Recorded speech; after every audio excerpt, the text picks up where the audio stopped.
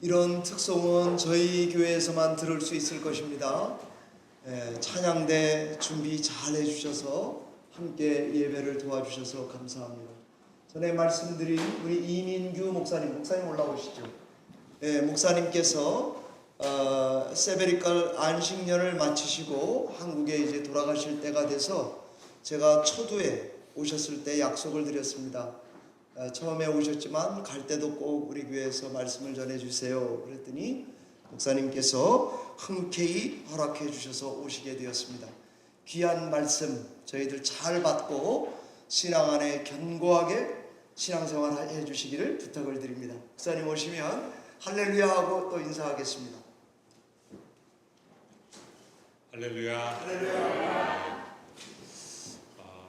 너무 반갑습니다. 제가 오늘 여러분들에게 가장 좋은 것을 드리고 가고 싶습니다. 그렇게 될 것을 믿습니다. 제가 고향이 삼척이에요. 혹시 삼척이신 분 있으세요? 잘난 척, 아는 척, 가진 척. 여기 삼척 많아요, 여러분. 특히 여성분들은 거기에 두 개가 더 붙어요. 어린 척, 예쁜 척. 그렇죠? 괜찮습니다. 이 삼척동자 같은 저를 하나님께서 쓰셨는데요. 그리고 이렇게 부족한 사람에게 오늘 말씀을 맡기셔서 주님께 영광을 돌립니다. 여러분, 오늘 베레아의 그 기독교인들이 굉장히 신사적인 사람이라 그랬어요. 신사적이라 하면 이제 고귀한 분들입니다. 사도행전에서 가장 극찬하는 최상의 기독교인들의 태도를 보여줍니다. 최상의 기독교인들의 태도. 한국교회에서 가장 문제가 되고 있는 현재의 모습 중에 하나는 앞에서 선포되는 말씀에 아멘으로 맹목적으로 응답하고 있다는 사실입니다. 이 말을 할 수 있는 사람은 많지 않아요. 저라고 이 말을 여러분들에게 하면서 마음이 편한 건 아니지만 앞에서 선포되는 말씀을 들으면서 그것이 사도가 얘기했을지라도 신학교 교수가 얘기했을지라도 정말 그러한가? 진짜 그런가? 성경을 살펴보면서 상고했다, 조사하는 사람들이 하나님 보시기에 최고의 성도입니다. 여러분, 오늘날 유명한 설교자 많습니다. 유명한 유튜버자들도 많고요. 그러나 제가 볼 때 말씀의 홍수라고 하지만 이 가운데서 정말 말씀이 선포되는가? 아니면은 인간의 욕망으로 선포되는 말씀들, 성경에 맞지 않는 말씀들을 마치 하나님의 음성인 양 듣고 맹목적으로 아멘하는가? 답답합니다. 한국교회가 망가지는 이유는 헌금이 적어서도 아니요, 교회 크기가 적어서도 아니요, 말씀이 부재하기 때문이라고 저는 믿습니다. 이 혼란은 유명하니까, 재밌으니까 저분의 말씀은 하나님의 말씀일 거야, 이렇게 믿는 데서 시작합니다. 베레아 사람들처럼 우리는 말씀을 정말 그러한가 이렇게 살펴보는 분별력 있는 성도가 되셨으면 합니다. 여러분, 한인 제사장이에요. 여러분, 제사장입니다. 하나님으로부터 직접 여러분은 영을 받을 수가 있고 하나님으로부터 직접 여러분은 지혜를 받을 수가 있습니다. 목회자가 앞에서 설교할 때 제가 설교하는 거예요. 위험합니다, 여러분. 이게 이상한 말인지 어떻게 알아요? 말씀으로 여러분들이 정말 그런가 살펴보시고 여러분이 정말 동의한다면 그것은 제 말이기 때문에 동의하는 게 아니고요, 성경이 정말 그렇게 되어 있기 때문에 아멘하겠다, 이런 자세를 가져주셨으면 너무나 감사하겠습니다. 말씀을 존중하고 말씀을 사랑하는 사람은 사람을 추종하지 않습니다. 우리 한국교회가 얼마나 한국 목회자들의 그분들의 카리스마에 시달리면서 그분의 추종자들이 되어서 맹목적 신앙으로 시달리고 있고, 지금도 한국교회의 많은 문제들이 상식을 벗어난 이유 중에 하나가 목회가 자기의 우상이 되어 있고 성도들은 그 목사님과 그 목사님의 선포되는 말씀을 우상으로 삼지 예수님의 말씀과 정말 살아계신 진리를 믿지 않기 때문이라고 저는 봅니다. 여러분이 정말 유명한 사람의 말이라도, 아니 유명하지 않은 사람의 말이라도, 정말 보잘것없는 설교자라도 그분의 말씀이 진정성이 있다면, 어린 아이가 설교를 한다 할지라도 진정성이 있다면 그때 여러분의 마음속에 하나님의 말씀을 향하여 아멘 하시기 바랍니다. 말씀으로 검토하는 분별력을 키우십시오. 이 시대가 혼탁합니다. 기도하시는 대로 저는 신학교 교수들도 믿지 않습니다. 신학교 총장님도 안 믿습니다. 왜냐하면 인간은 다 거기서 거기인 것을 저는 너무 잘 알기 때문에 그렇습니다. 저를 봐도 그래요. 저를 봐도. 저도 저를 믿지 않습니다. 그래서 하나님을 더더욱이 사랑하게 되고 믿게 됩니다. 오늘 말씀을 볼 때 예를 제가 몇 가지 드리겠습니다. 제가 오늘은 설교 같지 않은 설교를 한번 해보겠습니다. 빌립보서 4장 13절 보면 이런 말씀이 있습니다. 내게 능력 주시는 자 안에서 내가 모든 것을 할 수 있다. 저는 이 말씀을 얼마나 많이 들었는지 모릅니다. 여러분, 운동선수가요, 이런 선포를 하고 기도를 했어요. 내게 능력 주시는 자 안에서 내가 모든 것을 할 수 있다. 그러니까 상대편 선수는요, 또 기독교인이에요. 내 이름으로 무엇이든지 내게 구하면 내가 시행하리라. 아멘. 누가 이길까요? 누가 이길까요? 양팀 모두가 이길 수는 없죠. 이런 식의 적용이 문제가 되는 거예요. 자의적인 해석, 자기 욕망에 따라서 이 말씀은 내게 주신 말씀이야, 이렇게 믿는데 그 문장이 앞뒤에서 무엇을 말하는지, 그것이 정말 무슨 뜻인지를 따지지 않는 거예요. 여러분, 그 바울이요, 지금 이 말씀을 할 때 감옥에 갇힌 상황이에요. 감옥에 갇힌 상황인데, 그가 그 앞절 4장 11절 12절 한번 보시면 이렇게 돼 있잖아요. 내가 원하는 모든 걸 성취할 수 있다가 아니고 나는 어떠한 형편이든지 자족하기를 배웠다. 풍부와 궁핍에도 처할 줄 아는 일체의 비결을 배웠다. 이게 무슨 말이냐면요, 감옥에 갇혔을 때 요즘 현대 감옥에서는 감옥에서 옷도 주고 밥도 줍니다. 그리고 감옥이라는 곳은 현대인에게 형벌의 장소지요. 하지만 2000년 전 고대 사회는요, 감옥이 지금 같은 이런 상황이 아니고 보통은 지하 1층 그 안에 있는 감옥이고 아주 어두컴컴했어요. 먹는 것은 누가 제공해야 됩니까? 본인이 알아서 자기가 스스로 공급을 받아야 돼요. 그러니까 친구가 없고 친인척이 없으면 감옥에서 굶어 죽습니다.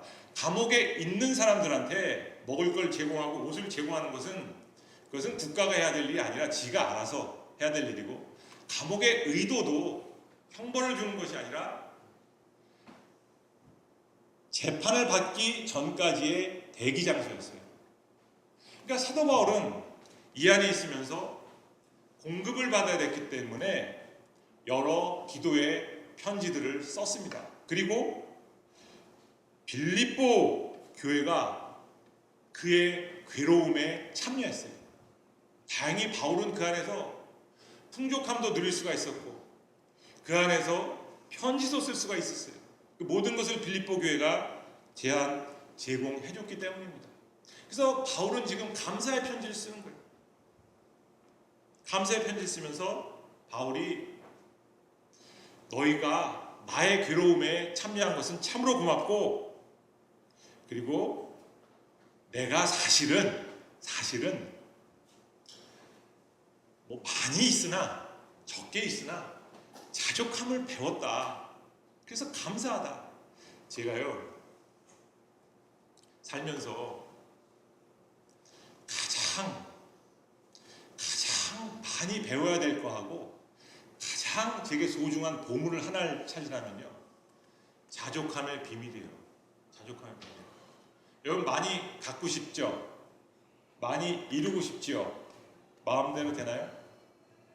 그것을 가지지 않아도, 그것을 이루지 않아도 자족함을 배운 사람에게는요, 자족함을 배운 사람에게는 행복이 도망갈 수가 없어요. 이런 원망 저런 원망보다 감사를 택한 분들의 태도를 보면요, 그분들은 세상이 이길 수 없는 믿음의 사람입니다. 바울은 물질을 바라는 것이 아니라 자족 가운데 그들에게 계속된 후원을 요청했어요. 그러니까 현실은요, 여러분이 자족했다 해가지고 남한테 필요를 요청 안 해도 된다는 게 아니에요. 저는 원하는 거 있어요. 자족하지만 내 삶이 자족으로 있다지만 그 자족 가운데 저는 원하는 것을 요청할 수 있고, 오히려 당당하게 그것을 요청하는 가운데 만약에 그거 못 받으면 어떡해요? 괜찮아요. 받으면 감사, 안 받아도 그만. 예? 우리가 가진 게 적어도 감사할 수 있지만 많으면 좋아요. 사실 자족한다는 것은 여러분이 원하는 게 전혀 없어야 된다는 얘기가 아니라 원하되 거기에 너무 연연하지 말고 집착하지 말라는 거예요. 그래서 빌립보 교회가 바울에게 공급할 때 바울은 이런 얘기를 합니다. 4장 19절에 나의 하나님이 그리스도 예수 안에서 영광 가운데 그 풍성한 대로 너희 모든 쓸 것을 채우시리라. 도와달라는 얘기예요. 가장 인생을 잘 사는 사람은요, 자족 가운데 자기의 필요를 잘 채워나가는 사람이겠죠. 이왕이면 다홍심화 있으면 좋겠죠. 또 마태복음 7장 1절에 이런 말씀이 있습니다. 비판을 받지 아니하려거든 비판하지 말라. 이거 너무 많이 오해를 사는 구절입니다. 많이 문제 있는 교회에서 비판하지 말라, 누구든 판단하지 말라, 하나님만이 판단하실 자 아니라. 그러나 오늘 본문의 의도를 보면요, 그런 내용이 아니에요. 7장 3절을 보면은 마태복음, 형제의 눈 속에 있는 티는 보면서 내 눈 속에 들보는 어찌 보지 못하느냐. 자기 자신의 문제를 파악하지 않은 채 남만 지적하는 사람에 대한 문제이지 비판 자체를 교회 안에서 금지한 건 아닙니다. 여러분, 자기 성찰 없는 판단이 위선이라는 거죠. 내로남불이라는 거죠. 오늘날 내로남불 얼마나 많습니까? 여러분, 실제로 성경에서 예수님이 비판을 가장 많이 하셨어요. 제가 다 찾아봤거든요. 최소 40% 이상 예수님의 말씀은 비판입니다. 그러나 그의 비판은 불의한 자, 종교적 위선자, 탐욕과 거짓 선지자에 대한 것이었어요. 비판 자체가 좋고 나쁜 게 아니라 그것을 어떻게 덕스럽게 사용하고 그것을 통해서 우리의 잘못된 죄악을 도려낼 수 있느냐, 이게 핵심이에요. 좋다 나쁘다가 아니라 그것을 어떻게 활용하느냐. 자기의 욕심을 위해서 자기의 그 눈먼 그 증오의 감정을 위해 가지고 한다면 그건 당연히 나쁜 거죠. 하지만 교회의 덕을 세우기 위해서 우리는 때로는 비판이 필요합니다. 마태복음 7장 6절에도 예수님이 거룩한 것을 분별하라고 하셨어요.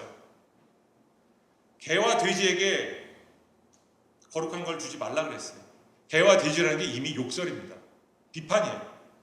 그러니까 비판 자체가 나쁜 건 아니다. 비판하지 마세요가 아니라 주인만이 아십니다가 아니라 우리는 항상 주 안에서 올바른 판단력을 가지라는 얘기죠.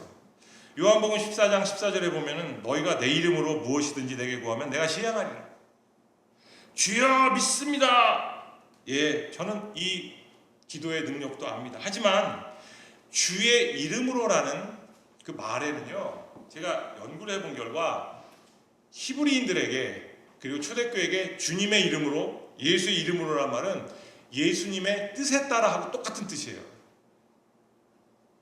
예수님의 존재와 인격과 뜻에 따라. 그러니까 이 말은 이렇게 번역이 됩니다. 예수님이 원하시는 모든 것은 무엇이든지 우리가 구해도 응답받을 수 있다. 자, 우리의 기도가 내가 간절히 원하는 것이 예수님의 뜻이 되기를 바랍니다. 가 아멘 하시면 안 된다니까요. 이게 문제예요. 내가 간절히 원하는 것이 예수님의 뜻이 되길 바랍니다가 아니고 예수님의 뜻이 내 뜻이 되길 바랍니다. 장로님 편, 목사님 편 이런 거 말고요. 나 이민기 목사님 너무 좋아. 이것도 말고요. 예수님의 편이 되시길 바랍니다. 내 뜻과 계획을 내려놓고 하나님 뜻 앞에서 나를 순종시키는 그 수많은 몸부림과 노력이 성숙한 신앙인의 자세예요. 어린 아이라면 뭐 때를 쓰고 구할 수 있고 그 때를 쓰고 구하는 것도 때로는 필요합니다만, 이 정도 여러분 신앙생활 하셨으면 이제는 내 소원이 이루어졌는가 이거를 간증하지 마시고요. 하나님이 얼만큼 내게 복을 주셨는가 간증하지 마시고요. 하나님의 뜻이 얼마나 이루어졌는가를 그 관점으로 바라보세요. 하나님의 뜻이 얼마나 이루어졌는가. 예수님이 원하시는 기도는 제가 경험상 자기 고집을 꺾어내는 거예요. 우리 얼마나 고집이 센 줄 아세요, 여러분? 그 고집이 꺾어질 때 하나님 뜻이 이루어집니다. 하나님이 여러분에게 가장 원하시는 것은 여러분의 마음과 성품이 주 예수 그리스도를 닮아가는 거예요. 믿습니까? 주 예수 그리스도를 닮고 싶으세요? 예, 그것이 여러분의 가장 큰 그러한 기도가 되시기 바랍니다. 정말 그 가운데 제한도 불가능도 없습니다. 여러분에게 일하는 모든 일이 여러분을 예수 그리스도의 성품을 닮게 하는 도구가 될 줄을 믿습니다. 예. 여러분 예수 그리스도 안에서 예수 그리스도를 닮아가려면요, 모든 나쁜 일이 좋은 일인 줄 믿으시면 돼요. 모든 좋은 일은 나쁜 일이다. 이렇게 하면요 마음에 자족이 생겨요. 뭐 나쁜 일도 좋은 일이지 누가 알냐? 좋은 일도 나쁜 일인데 이거 가지고 내가 뭐 흥분할 일 있냐? 오로지 주님을 닮아갈 수만 있다면 무엇이든지 주님 괜찮습니다. 이것이 하늘이 기뻐하는 기도, 그리고 반드시 응답하시는 기도이고, 이것을 우리가 잡을 때 한국교회 그리고 여러분이 성숙하게 될 줄을 믿습니다. 또 제가 이제 요한복음 6장에 보면은 왜 오병이어 기적 이야기 있잖아요. 오병이어 기적 제가 너무나 많이 사람들이 잘못 이해하는 것을 봤습니다. 많은 설교자들이 요한복음 6장의 오병이어를 다음과 같이 해석합니다. 어린아이가 믿음으로 자기 도시락을 예수님께 드렸고 그 작은 헌신을 통해 수많은 이들이 배불리 먹었습니다. 우리의 작은 헌신이 위대한 일을 성취할 겁니다. 그런데 이는 성경에 없는 해석입니다. 성경에 없어요.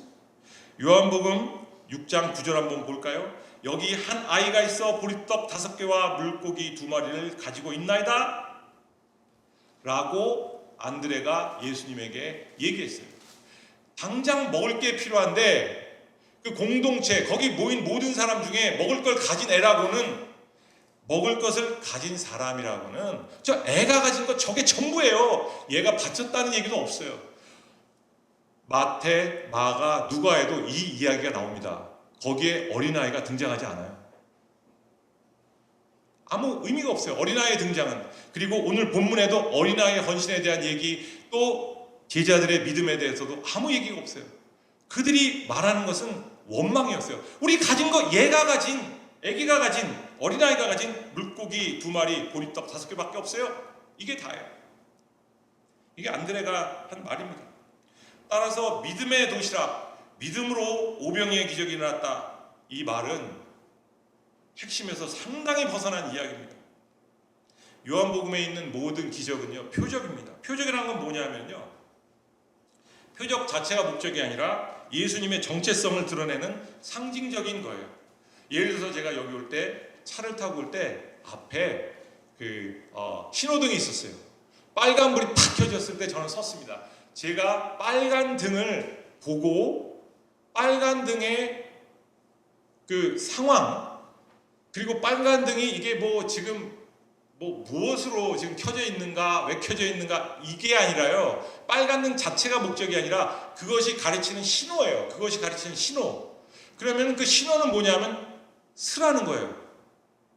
예수님의 기적은 표적 그 자체가 목적이 아니라 예수님이 누구신가를 보여주는 것이 요한복음의 내용입니다. 그래서 사람들은요, 예수님에게서 빵을 원했어요. 떡을 원했어요.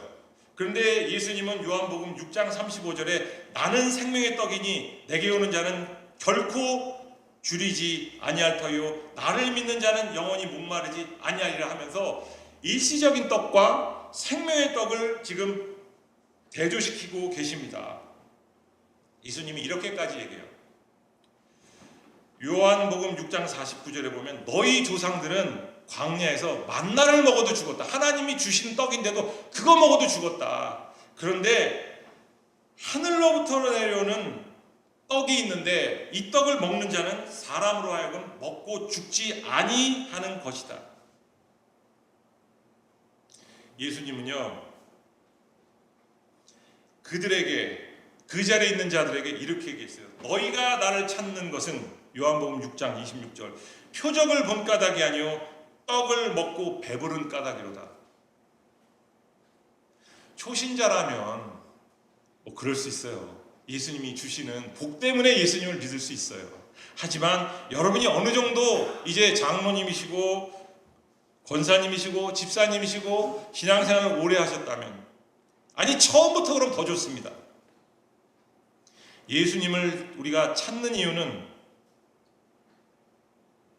예수님이 주시는 복 때문이 아니다.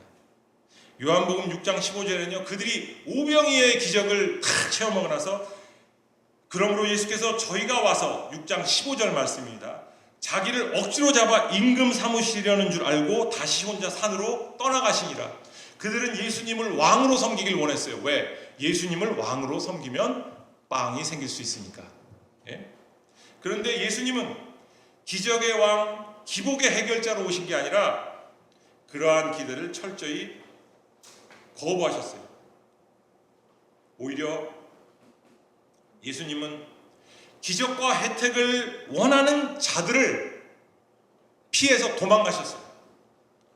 왕을 삼고 싶어하는 우리 그리고 이를 혐오하시는 예수님, 떠나시는 예수님, 우리가 보고 싶고 바라는 욕망하는 예수님. 여러분 요한복음을 읽으실 때요 텍스트를 읽을 때 뒤까지 좀 읽어보세요. 뒤까지 읽어보고 앞에도 좀 읽어보세요. 끊어서 읽어보지 마세요. 이 욕망을 기대하고 부응하지 않는 예수님, 그분은 생명의 빵이십니다. 이 생명이 영생이고 이 영생은 예수님과 동행하는 삶입니다. 예수님은 우리에게 구하라고 하셨지만 구하기 전에 우리가 아버지의 뜻이 하늘에서 이룬 것처럼 이 땅에서 이루어지기를 바라는 마음으로 구하라고 하셨어요. 이 얘기를 한 아이의 헌신 이야기로 읽는 한 본문을 여러분은 하나님의 말씀으로 받아들여서는 안 됩니다. 예수님이 생명의 떡이심을 드러내는 계시로 읽으셔야 됩니다. 기적의 드라마와 축복의 메시지로 읽지 마시고요. 예수님의 정체성, 그 다음에 우리에 대한 도전으로 읽으셔야 됩니다. 단절된 본문 읽기는 한 구절, 두 구절만 딱 떼가지고 봐라! 예수님이 이렇게 말씀하지 않느냐 하고 하지만 전체 맥락을 보면은 전체적으로 예수님이 무엇을 말씀하시는지 알게 됩니다. 잘못된 초점은 예수님이 나에게 무엇을 해주시는가? 예수님은 나에게 무엇을 해주실 수 있는가? 이렇게 읽게 되지만 성경의 맥락 안에서 복음에 초점을 맞춰보면 나는 그분을 누구로 믿어야 되는가로 변하게 됩니다. 이것이 성숙한 믿음이에요. 이 말씀을 하니까 요한복음 6장 60절에서요 제자 중 여럿이 듣고 말하되 이 말씀은 어렵도다 누가 들을 수 있느냐. 예? 6장 66절에는 그때부터 그의 제자 중에서 많은 사람이 떠나가고 다시 그와 함께 다니지 아니하더라. 예? 다니지 아니하더라. 여러분 떠나십시오. 잘못된 복음을 선포하는 그러한 교회라면 여러분 떠나시기 바랍니다. 도망가시기 바랍니다. 말씀이 우리를 살립니다. 제가 허민수 목사님을 좋아합니다. 이유는 목사님 참 진정성이 있으셔요. 저런 분 저는 그렇게 많이 못 봤습니다. 그런데 오늘날 성도들은 어떻습니까? 저는요 진정성 있는 목회자를 알아보는 눈이 있는 성도들이 그립습니다. 목회자만 이상한 사람이 많은 게 아니라요, 성도들 참 이상한 사람 많아요. 장로님들도요 참 이상한 사람 많아요. 헌금 많이 한다고가 아니라 최소 자기 역할도 안 하시는 장로님들도 많아요. 우리가 가장 중요한 것은 말씀으로 돌아가고, 말씀 가운데 여러분들이 판단력, 분별력 있는 그러한 사람으로 변화되는 것입니다. 몇 가지 제가 신학적으로 여러분들에게 궁금해하실 것 같은 거 알려드릴게요. 섭리라는 단어 있잖아요. 섭리. 섭리는 무슨 뜻이냐면은 어떤 악한 상황이 주님과 동행하니까 선한 걸로 변화되는 게 섭리예요. 가장 대표적인 예가 누굽니까? 구약의 요셉. 그가 노예가 돼서 팔려갔습니다. 형제들에 의해서.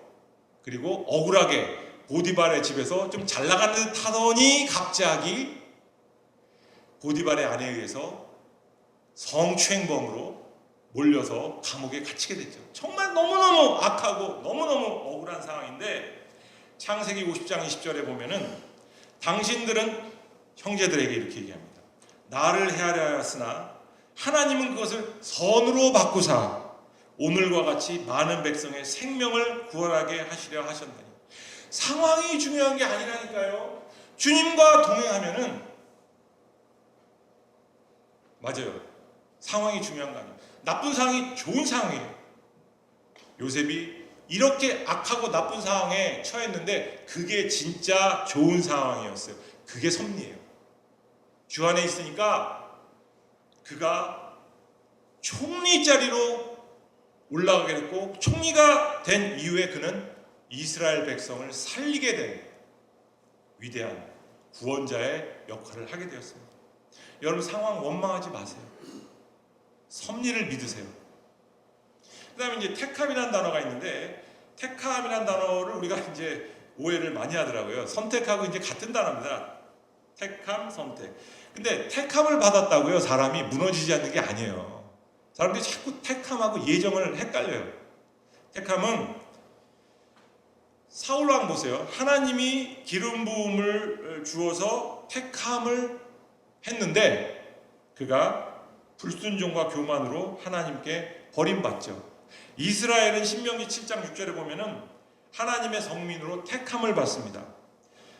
여호와께서 너를 자기의 보배로운 백성으로 택하였나니. 그런데 그 백성이 가나안 땅 못 들어가고요. 민수기 14장 22절 23절 보면은 내가 그들의 조상에게 맹세한, 하나님이 맹세를 했어요. 그 땅으로 들어갈 수 있다는 것을 맹세를 그전엔 하셨는데 지금은 맹세한 땅을 결단코 보지 못하리라. 아니, 하나님이 맹세해놓고 못 들어가게 하시는 거예요.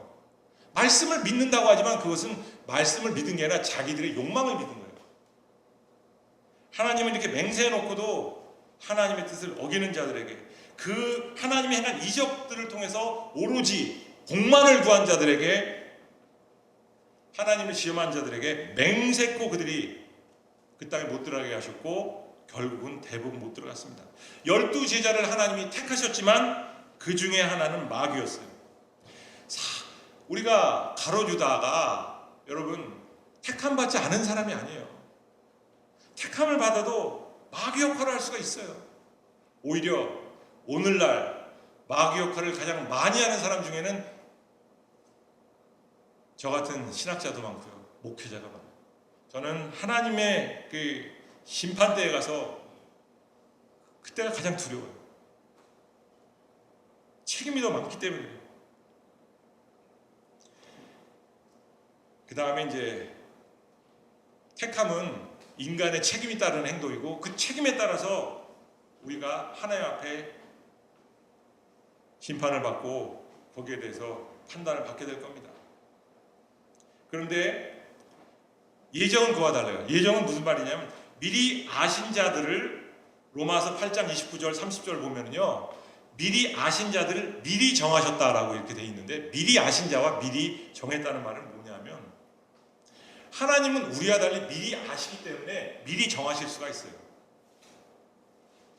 근데 이게 우리에게 이해가 좀 어렵습니다. 그리고 예정은 흔들릴 수 없는 하나님의 결정이고 예정된 자는 결코 실패가 없습니다. 예정이란 거는요, 무슨 경우가 있든지 그것이 뒤집어질 수가 없는 거예요. 택정하고 또 다릅니다. 이 예정은 무엇을 근거로 하느냐? 미리 아신 걸 근거로 하는 거예요. 이걸 좀 쉽게 제가 설명해 볼게요. 우리가 이제 2000년대 초반에 우리나라가 최초로 월드컵 4강 올라갔죠. 예? 근데 제가 그거를 생중계를 못 보고 나중에 녹화된 거 재방송을 봤는데요. 그 재방송을 볼 때 저는 그 결과를 알고 봤어요. 그리고 그 재방송에서 일어나는 모든 것들이 0.1획, 0.1초조차 다 정해져 있는 거예요. 여러분의 인생에 단 한순간도 지금 과거의 것을 바꿀 수 있어요? 이래서 예정론자들은 이렇게까지 얘기합니다. 하늘의 먼지 하나의 궤도까지 하나님이 다 예정하셨다. 근데 이걸 사람들이 오해해요. 뭐라고 오해하냐면, 그러면 우리는 자유의지가 없네. 그러면 우리가 할 게 없네. 예정은요, 영적인 언어예요. 영적인 언어는 뭐냐면 인간이 가진 시간을 초월해서 하나님이 가지신 시각이고, 인간도 그 영적인 시각에 참여는 됩니다. 언제 되냐면 저 같은 경우도요, 뒤돌아볼 때 그게 돼요. 내가 걸어온 모든 길이 생각해 보니까 다 하나님의 은혜였고 하나님의 계획이었어. 이런 고백 하시죠, 여러분 가끔. 그게 우리가 하나님의 영적인 예정에 잠시 맛을 보는 순간들입니다. 많은 목회자들이 이렇게 얘기해요. 목회를 마치고 나서, 내 목회는 내가 한 게 아니라 주님이 다 하셨어. 정말 주님이 다 하신 거예요. 모든 것이 주의 은혜라. 그런데 지금 현실은 어떻습니까? 하나님이 대신 설교문을 작성해 주시나요? 제가 주님으로부터 말씀을 전하는 은사를 받았어요. 그런데 은사라는 건 선물이거든요. 선물. 근데 내가 공부를 안 하고도 하나님이 이렇게 해주셨느냐? 아니잖아요. 내가 오늘 여기 설교하기 위해서 아무것도 준비 안 하고 집에서 누워서 쉬다가 여기 와서 설교가 됩니까? 이것은 어떤 차이가 있냐면은 인간론적인 차원과 영적인 차원이 두 개가 같이 가는데요. 인간론적인 차원에서는 우리가 구원받는 것도 너의 믿음이 너를 구원하였다. 그건 제 말이 아니라 예수님의 말씀이에요. 너의 믿음이 너를 구원하였다. 예수님이 너의 믿음으로, 그러니까 우리에게는 선택과 우리에게는 복음 전할 의무가 있고, 그 의무 때문에 우리는 나중에 그 의무를 다하지 않은 자들에게 심판이 있는 거예요. 만약에 믿음이 하나님의 선물이면은 여러분은 심판을 받을 이유도 없어요. 주신 분도 하나님이니까. 그 내가 왜 책임을 왜 져? 그 주신 분이 마음대로 주는 거 아니야? 그런데 그 믿음이 영적인 차원에서 보잖아요. 그런 건 하나님이 주신 거예요. 이게 조금 복잡하죠. 인간론적인 차원하고 시점이 영적인 초월적인 차원이 다르게 가는데, 사실은 이게 한 가지 현상에 대한 두 가지 다른 해석입니다.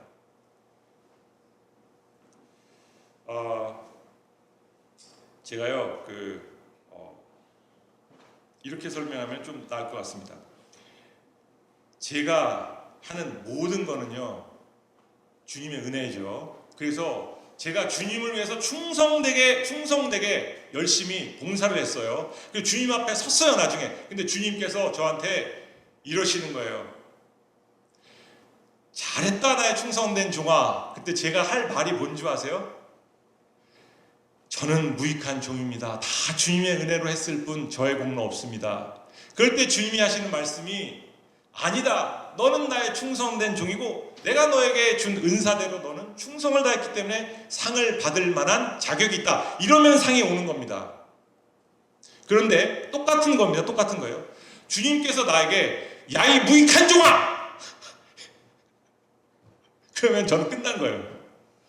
내 입으로 내가 무익한 종아라고 얘기했고, 주님이 볼 때, 아니야, 너는 무익한 종이 아니라 정말 충성된 종이야. 이러면 저는 사는 거예요. 이게 영적 시각입니다. 그런데 만약에 나는 주님 앞에 정말 이렇게 공로도 있고 저것도 하고 충성됐어 하는데 주님이 볼 때는 야, 이 무익한 종아, 이러면 끝나는 거예요. 그걸로. 이게 두 가지 전혀 다른 얘기인데 한 가지 같은 얘기잖아요. 그와 마찬가지입니다. 여러분이 하시는 모든 일이, 제가 뒤돌아볼 때 나의 모든 일이 주님의 은혜라는 것을 저는 알지만 동시에 저의 자유의지와 감사와 찬양으로 주님을 섬깁니다. 그러면서 뒤돌아보면 다 주님의 은혜예요. 이게 바로 예정에 관한 이야기고, 예정은 인간론적으로 설명되는 게 아니라 오직 영적인 차원에서 마지막 때에 판가름이 나는 거지, 우리가 이 사람 예정됐어 안 됐어 지금 함부로 얘기할 게 아니라는 겁니다. 그걸 얘기해요. 시간이 이제 거의 됐으므로 제가 준비한 건 많지만 한 가지만 더 하겠습니다. 여러분이 성령의 충만함을 받고 성령의 체험이 있으시잖아요. 성령 세례를 받고 중생의 체험을 했다 해가지고 여러분의 인생이 변하는 거 아닙니다. 여러분 그렇게 변화가 쉽지 않아요. 저는 성령 체험을 많이 했는데 많이 안 변해요. 그런데 성령 체험 중에서도 우리가 구원을 위한 내적인 변화가 일어나지만 우리는 역시 끊임없이 성령의 충만함과 세례와 외적 능력을 받아야 돼요. 나쁜 놈도 성령의 세례를 받고 성령의 은혜를 입어서 뜨거운 체험을 하면요 복음전도 잘합니다. 복음전도 잘해요. 그렇다 해서 그 사람이 내적으로 많이 변하는 거 아니에요. 사람들이 이거 많이 혼란스러워요. 아니 성령이 계시는데 우리가 왜 이렇게 변화가 안 되는가? 안 되는 게 정상이고, 그렇기 때문에 사도 바울은 영으로서 육신의 정욕을 죽여라 그래야 살리라 하고서 계속 명령을 내리는 거예요. 여러분 하나님이 다 해주시는 거는 맞지요? 하지만 안 해주셔요. 여러분의 책임입니다. 이게 같이 가는 거예요. 그래서 은혜를 체험했다 해가지고 은혜를 여러분이 경험했다 해서 여러분이 끊임없는 몸부림이 없다면 또한 하나님의 역사도 없다는 거예요. 그래서 마지막으로 말씀드리겠습니다. 여러분께서 그냥 하나님이 다 해주시기를 기다리지 마시고요. 하나님이 해주시고 계시기 때문에 나도 움직인다, 나도 해야 되겠다, 이런 자세를 가지시고 신앙생활 잘 하시기 바랍니다. 다 같이 기도하겠습니다. 주님 감사합니다. 우리가 주 안에서 정말 놀라운 은혜를 받고 살고 있지만 그 은혜에 대해서 너무나 수동적일 때도 있고, 그리고 또한 우리 공로가 너무 앞설 때도 있습니다. 말씀 가운데 가장 하나님의 음성을 들을 수 있도록 도와주시옵소서. 감사하며 우리 주 예수 그리스도의 이름으로 기도합니다.